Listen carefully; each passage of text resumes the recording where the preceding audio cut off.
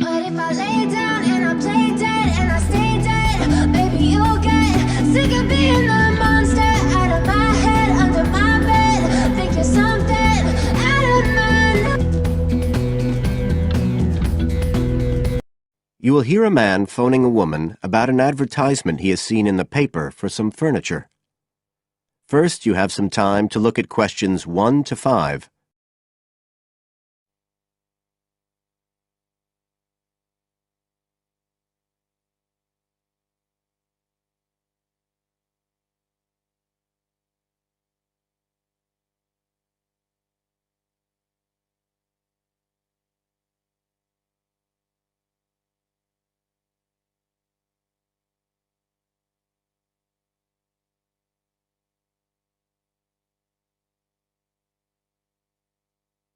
As you listen, because you will not hear the recording a second time.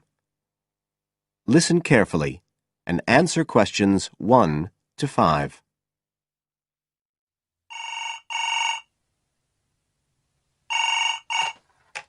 Hello? Oh, hello. I'm ringing about the advertisement in yesterday's newspaper. The one for the bookcases. Can you tell me if they're still available? We've sold one, but we still have 2 available. Right. Can you tell me a bit about them?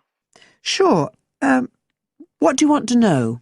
Well, I'm looking for something to fit in my study.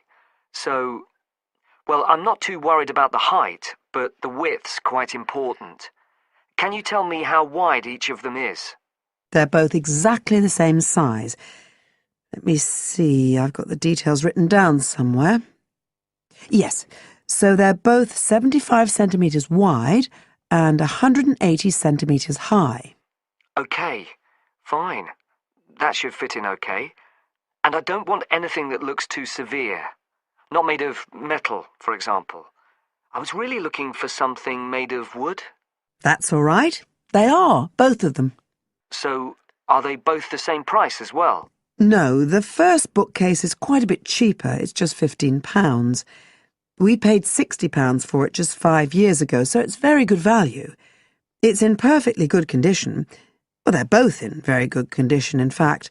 But the first one isn't the same quality as the other one. It's a good, sturdy bookcase. It used to be in my son's room, but it could do with a fresh coat of paint. Oh, it's painted? Yes, it's cream at present. But as I say, you could easily change that if you wanted, to fit in with your colour scheme. Yes, I'd probably paint it white if I got it. Let's see, what else? How many shelves has it got? 6. 2 of them are fixed, and the other 4 are adjustable, so you can shift them up and down according to the sizes of your books. Right, fine. Well, that certainly sounds like a possibility. Before you hear the rest of the conversation, you have some time to look at questions 6 to 10.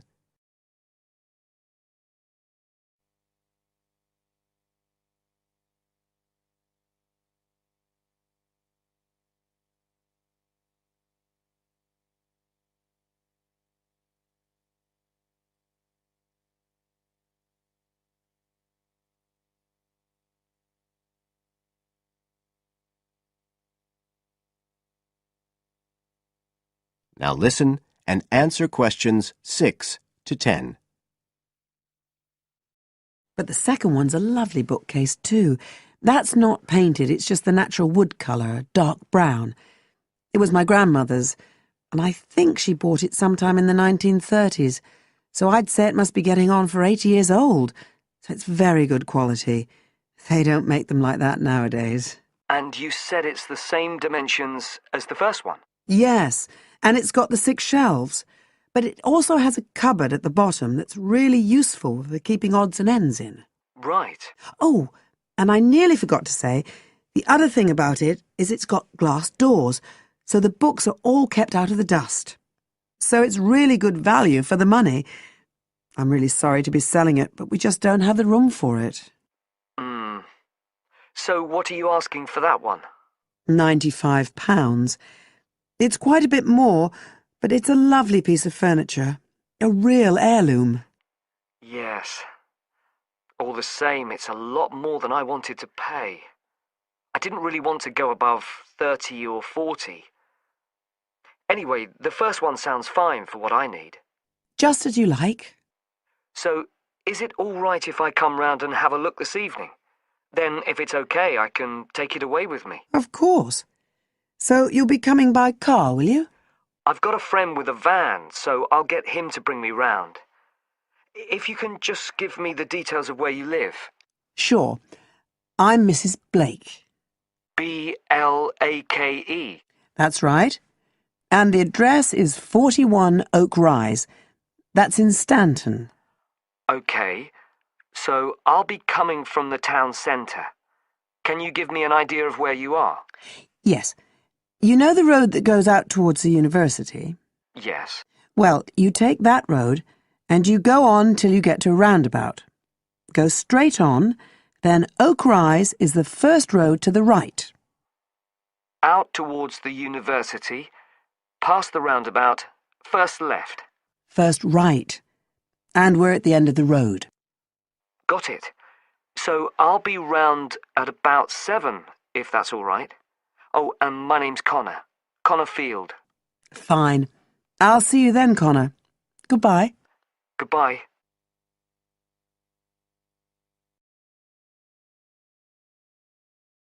That is the end of part 1. You now have half a minute to check your answers.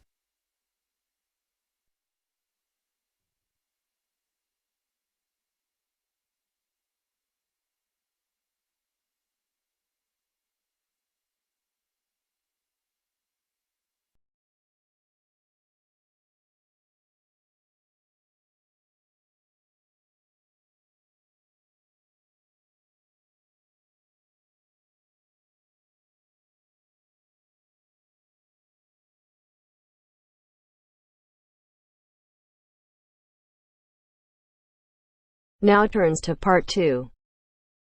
Part 2. You will hear an extract from a talk about the Scottish Highlands. First, you have 30 seconds to look at questions 11 to 18.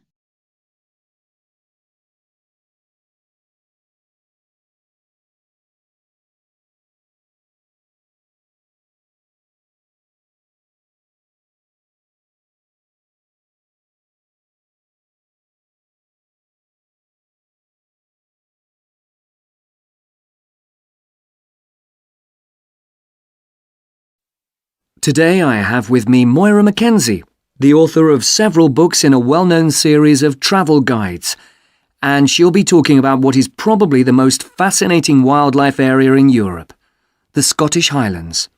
Moira. Yes, that's right.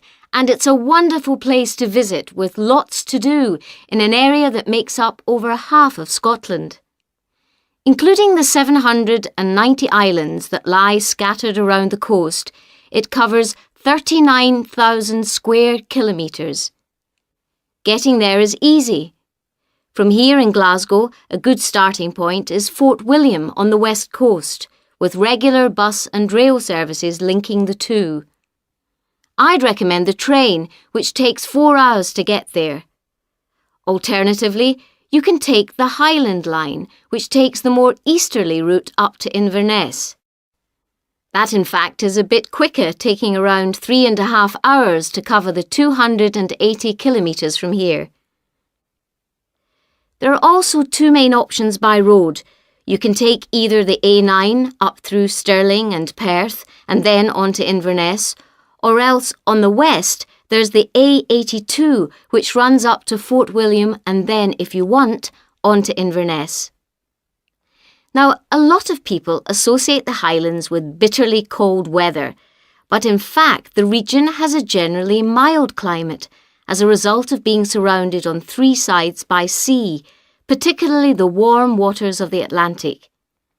At sea level in the west, for instance, the temperature ranges on average from a minimum of 1 degree centigrade in January up to 18 in July, and you can actually see palm trees growing there. Obviously, though, the temperatures will be lower inland and on higher ground. You can expect it to rain a lot too, particularly in the west, where annually as much as 2,000 millimetres regularly falls, though this helps account for the rich variety of vegetation and wildlife. When you get there, you'll find there are plenty of reasonably priced places to stay. In Fort William, for instance, you can find a room for the night in a small hotel or a bed and breakfast for just £25, or for £28 to £30 in Inverness. It's probably a good idea to book ahead though, especially in the summer months. With all the leisure, sports and cultural activities on offer, the towns are becoming increasingly popular with visitors. For example, accommodation in Inverness won't be at all easy to find this year around the 23rd of July, as that's when the local Highland Games will take place. So, if your aim is to see the countryside, it may be best to stay in a small village.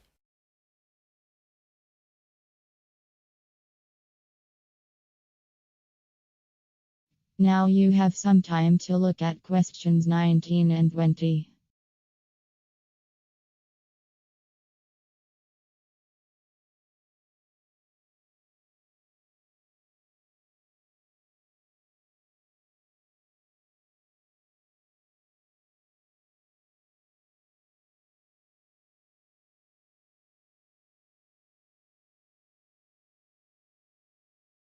As I mentioned, there's a huge range of wildlife in the Highlands, but for those visiting the area, there are some basic ground rules that are essential if we are to protect it. Firstly, you should make every effort not to disturb birds and animals, and one way of doing this is to blend in with your surroundings, for instance by avoiding brightly coloured garments, such as orange anoraks. To see wildlife clearly, it's best to use binoculars, keeping your distance. This is particularly important during the breeding season. Wherever possible, use a hide so that they are less likely to detect your presence. Surprising though it may seem, visitors are advised to use their cars where no purpose-built hides are available, as people are apparently less likely to startle animals if they stay inside their vehicles. You may even find that creatures come up close to where you're parked, in which case, wait until they've gone before you move off. It should really go without saying that it's essential to be as quiet as possible, though sadly some people need reminding of this. Oh, and one other thing. Wild animals and pets don't mix, so please leave your dog at home or at least somewhere he or she can't chase the wildlife or damage their habitat.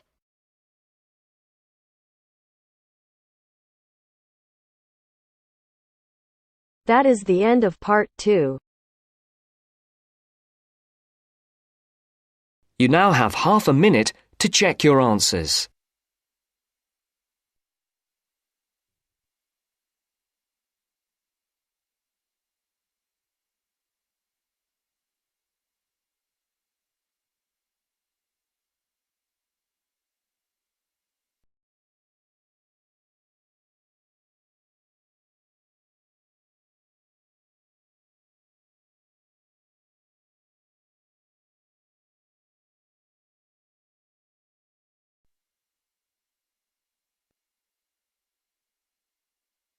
Now turns to part 3. Part 3. Richard Murray, a zoologist and popular TV personality, has been giving a talk on endangered species of wildlife to members of the Young Conservationists Association in a small town in the south of England. Listen to the extract from the discussion he had with two of the young people after his talk. First, you have some time to look at questions 21 to 25.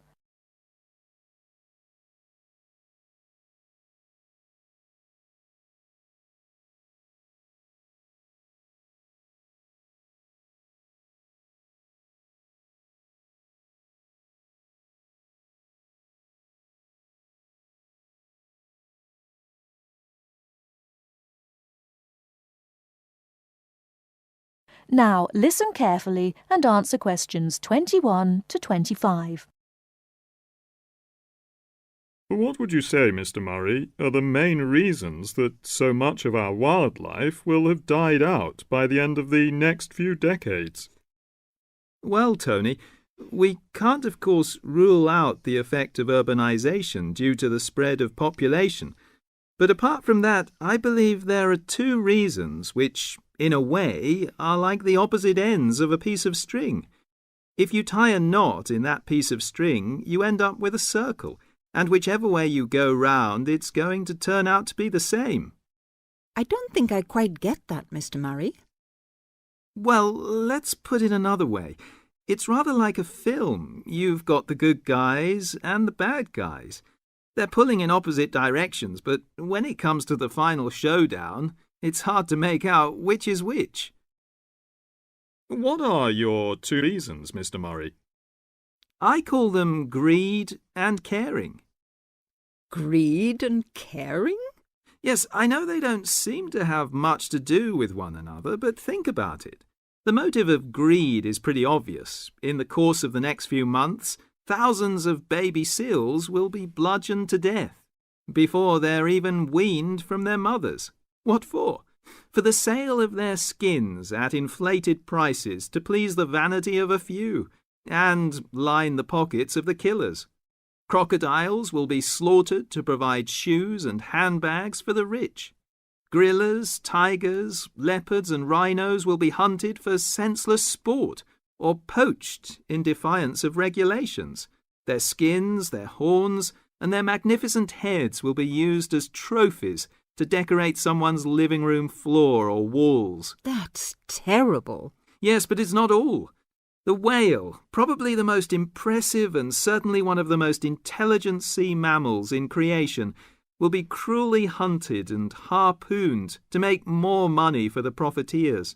The dolphin, the sailor's friend, will be indiscriminately battered to death at so much a head on the grounds that it is taking away the livelihood of a few fishermen by consuming the fish in its natural habitat. But surely, Mr. Murray, we do have to keep warm. We need whale oil and ambergris. Fishermen have to make a living. Part of what you say is true, of course, Tony, but we shall have to enforce far stricter controls if future generations are not to find themselves in a world devoid of wildlife as we know it. Well, I see what you mean about fur coats and crocodile handbags, Mr. Murray, but I don't understand what you mean by caring. That can't be bad, surely. I mean, I thought we were supposed to be living in a caring society. Well, so we do, in a way. The trouble is, there are so many well-intentioned people who start out with the best possible motives of trying to protect or immunize us from this, that, or the other in the most effective way at the quickest possible rate. But in their enthusiasm, they lose sight of the long-term consequences. It's only very gradually that the danger to other forms of life, including humans, comes out. Not to say leaks out, and by that time it'll probably be too late to do much about it. Take insecticides, for instance. But Before you hear the rest of the talk, you have some time to look at questions 26 to 30.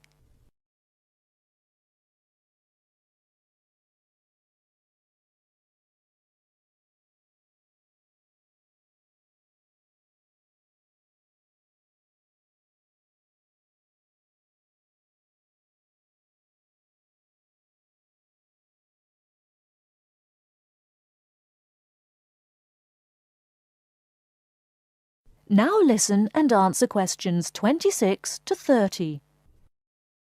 But insecticides protect crops from pests. They destroy disease-carrying mites and creepy crawlies like cockroaches. True, but nature has a way of developing her own immunity against insecticides and other pest controls, with the result that the biologists are driven to inventing stronger and stronger compounds, which, though they may annihilate the pest, nevertheless permeate the environment, are assimilated by plant and animal life, and become absorbed by the soil. Countless innocent creatures, the beaver or the mole, for example, are performing a useful task in the natural control.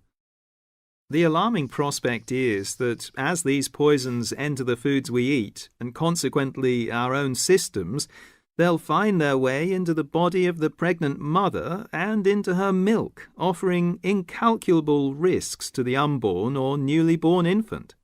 In spite of all our technological expertise, our time is running out. We're virtually destroying ourselves. That is the end of part 3.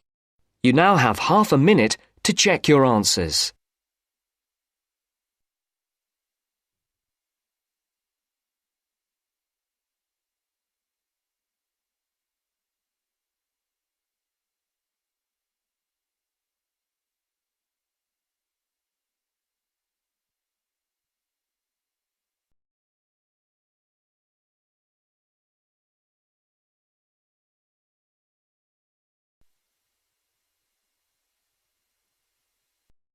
Now turns to part 4.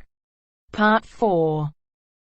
You will hear a lecture about the Inuit Eskimos of Alaska and Canada. First, you have some time to look at questions 31 to 40.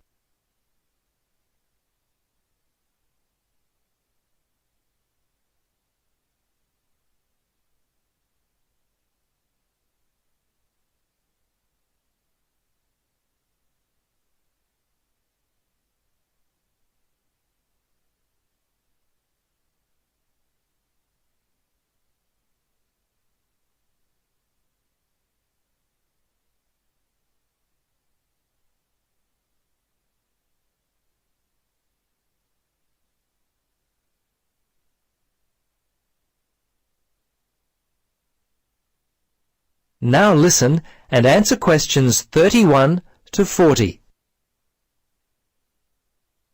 Good afternoon. In our lecture today, we will continue our study of people who inhabit the northernmost regions of the world. Our focus will be on the native inhabitants of Alaska and Canada, the Inuit Eskimos. They have been called the native inhabitants, as the Inuit were the people who had most recently migrated across the gap between Alaska and Siberia. Distinctly Asian in origin, the Inuit, which is literally translated the people in their native language, developed their civilization in what is now the Bering Sea region about 1,000 years ago. Their culture spread eastward and is called the Thule culture, after the place in northern Greenland where archaeologists first discovered it. The first Europeans to meet Inuit people were Norse settlers in what is now northern Newfoundland, Canada. These settlers lived there for a short time around 1000 AD. Approximately 500 years later, beginning in the 1500s, European whalers, fishing crews, and explorers met many Inuit along the coast of Labrador. Russians and other Europeans first met Alaskan Inuit in the 1700s. 100 years later, in the mid-1800s, whalers began to hunt in the Arctic. Some Inuit were employed by whalers and traded with them during that time. Perhaps one of the most interesting aspects of the Inuit is how they were able to survive and grow in such a harsh Arctic environment. Firstly, and not surprisingly, their homes were well adapted to the freezing conditions. They lived in predominantly two types of housing that would keep them warm. In the cold summer, they would live in tents that were made from the skin of the animals they had hunted for food, and they also traveled in boats. These were called umiaks by the natives. In the winter, they would live in houses made of sod, and when on hunting trips, they would commute by dog sled and build temporary houses made from ice. These igloos, which is the Inuit word for house, were uniquely made with a sharp blade carved out of walrus tusk. They would cut large blocks of hard-packed snow, about 3 meters wide, out of the ground. The blocks would then be used to build a 6-meter dome over a wide, shallow hole. Within 1 or 2 hours, an igloo up to 10 meters in length could be built. It was weatherproof and large enough to house an entire family.